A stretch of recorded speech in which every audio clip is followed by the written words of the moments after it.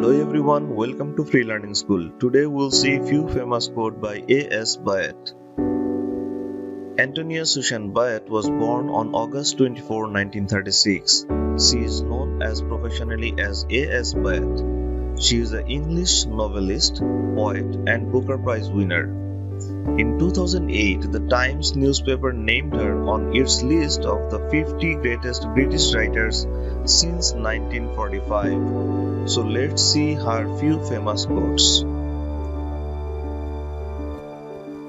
Books that change you, even later in life, give you a kind of electrical shock as the world takes a different shape. The point of painting is not really deception or imitation. You can understand a lot about yourself by working out which fairy tale you use to present your world to yourself in. The more research you do, the more at ease you are in the world you are writing about. It doesn't encumber you, it makes you free.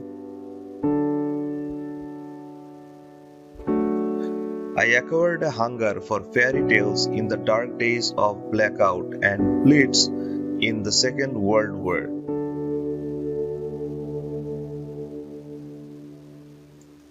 I don't like gurus.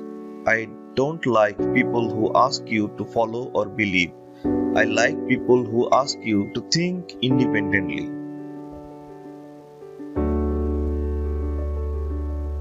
I did a lot of my writing as though I was an academic, doing some piece of research as perfectly as possible. I don't understand why, in my work, writing is always so dangerous. It's very destructive. People who write books are destroyers. What I need to write well is a combination of heat, light, and solitude. Human beings love stories because they safely show us beginnings, middles, and ends. In our world of sleek flesh and collagen, Botox, and liposuction, what we most fear is the dissolution of the body, mind, the death of the brain. There is a certain aesthetic pleasure in trying to imagine the unimaginable and failing if you are a reader. I'm not very interested in myself. I do have a deep moral belief that you should always look out at other things and not be self-centered. In England, everyone believes if you think, then you don't feel. But all my novels are about joining together thinking and feeling. Where would we be without inhibitions? They're quite useful things when you look at some of the things humans do if they lose them. It's a terrible poison, writing. I think there are a lot more important things than art in the world, but not to me. I would like to write the way Matisse paints.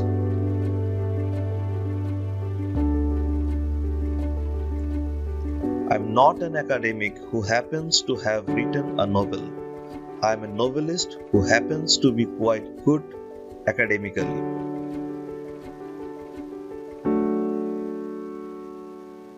I'm more interested in books than people, and I always expect everybody else to be, but they are not. I don't only write about English literature, I also write about chaos theory and ants. I can understand ants. When I was a child, in wartime, pre-television, books were my life. Never stop paying attention to things. Never make your mind up finally. Do not hold beliefs. I think vestigially there's a synesthete in me, but not like a real one, who immediately knows what color Wednesday is. I like feeling my way into different minds and experiences. It comes naturally and always has. I have a dreadful fear that the more you try to prevent revealing the self, the more you do. One of the reasons I have gotten so attached to talking to scientists is that they know there is a reality.